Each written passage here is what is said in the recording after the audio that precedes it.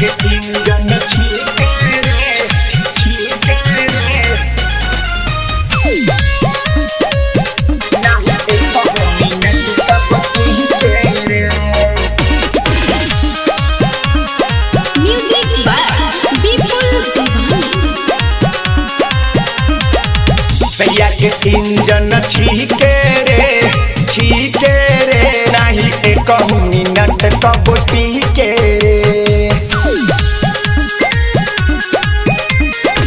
बड़ेला सखी बड़ी खीसे रे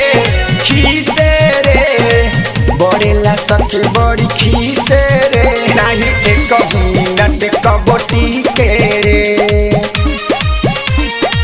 सैया के इंजन छीके रे हाँ छीके रे नाही एक मिनट कब टीके रे। सैया के इंजन छीके रे छीके रे नाही एक मिनट कब टीके रे।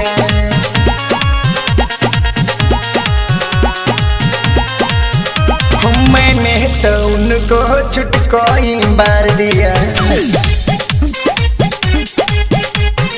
मैंने तो उनको चुटकोई मार दिया जिया जुड़ैले न सखी हमार पिया सोचल सपनमा मुड़ गइल बिगर हो कबो नहीं कचकाबे कमर हो भैले न मन कब फीके रे फीके रे नाही एक मिनट कब टीके रे।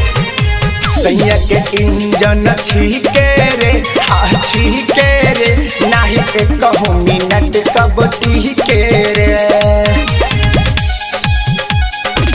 सैया के इंजन छीके रे छीके रे नाही एक मिनट कब टीके रे।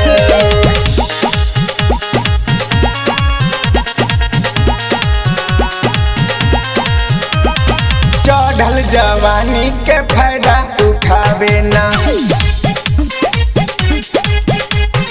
चढ़ल जवानी के फायदा उठावे ना डाली के दही में रही हिलावे ना राइटर गुड्डू मौलिक नाही मानेला संगे सिरिया पर कबो न लड़ेला दीपक से मजा नहीं मिले रे मिले रे कबो एक मिनट नहीं टीके रे कबो एक मिनट नहीं टीके।